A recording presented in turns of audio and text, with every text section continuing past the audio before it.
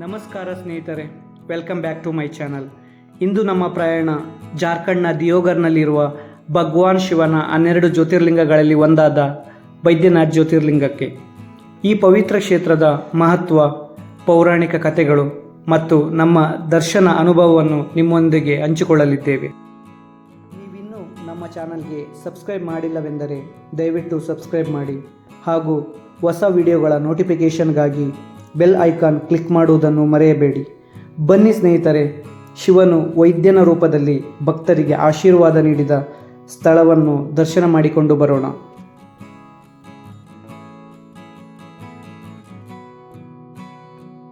ಪುರಿಯಿಂದ ಬೈದ್ಯನಾಥ್ಗೆ ನೇರ ಟ್ರೈನ್ ಸಂಪರ್ಕವಿದೆ.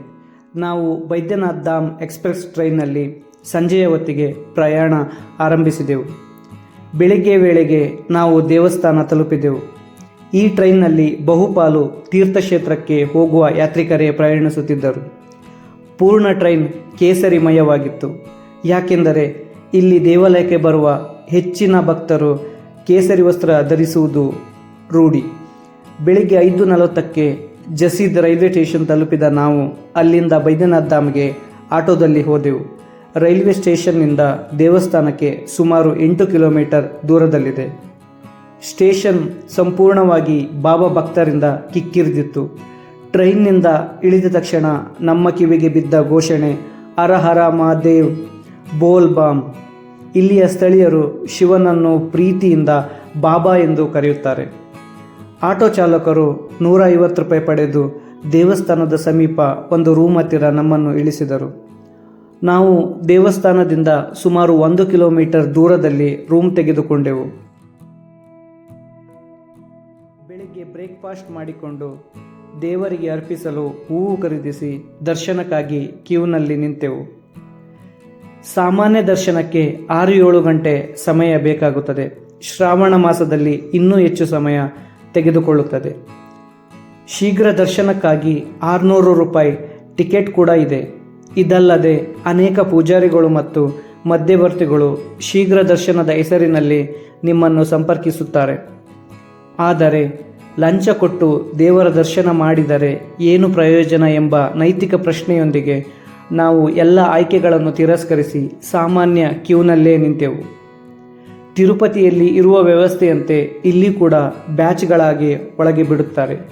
ವಿಶ್ರಾಂತಿ ಹಾಲ್, ಕುಡಿಯುವ ನೀರು ಮತ್ತು ಶೌಚಾಲಯಗಳ ವ್ಯವಸ್ಥೆ ಕೂಡ ಇದೆ. ದರ್ಶನದ ಅನುಭವ ಒಟ್ಟಾರೆ ತುಂಬ ಚೆನ್ನಾಗಿತ್ತು. ಗರ್ಭಗೃಹದಲ್ಲಿ ಸ್ವಲ್ಪ ನೂಕುನುಗ್ಗಲು ಇದ್ದದ್ದು ಬಿಟ್ಟರೆ ಉಳಿದ ವ್ಯವಸ್ಥೆ ಆರಾಮದಾಯಕವಾಗಿತ್ತು. ನಾವು ಬೆಳಿಗ್ಗೆ 8:30ಕ್ಕೆ ಕ್ಯೂನಲ್ಲಿ ನಿಂತು ಮಧ್ಯಾಹ್ನ 4 ಗಂಟೆ ಹೊತ್ತಿಗೆ ದೇವರ ದರ್ಶನ ಪಡೆದೆವು. ದೇವಾಲಯದಲ್ಲಿ ಊಟದ ವ್ಯವಸ್ಥೆ ಇಲ್ಲ. ದೇವಾಲಯದ ಹೊರಗಡೆ ಗಂಗಾಜಲ ಸಿಗುತ್ತದೆ. ಅದನ್ನು ಶಿವಲಿಂಗಕ್ಕೆ ಅರ್ಪಿಸುವುದು ಇಲ್ಲಿನ ನಂಬಿಕೆ. ದೇವಾಲಯದ ಒಳಗಡೆ ಸದಾ ಡಮರುನಾದ ಕೇಳಿಸುತ್ತಿರುತ್ತದೆ.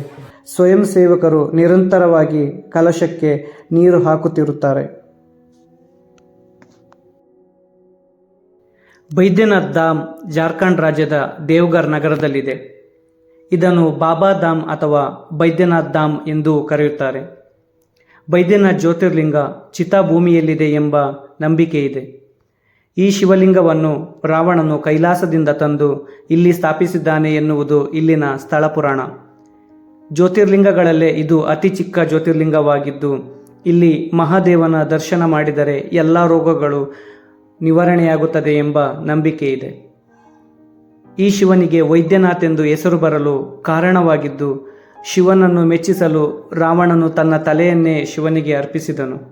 ಇದಕ್ಕೆ ಶಿವನು ಒಲಿದು ರಾವಣನ ಗಾಯವನ್ನು ವಾಸಿ ಮಾಡಿದನು.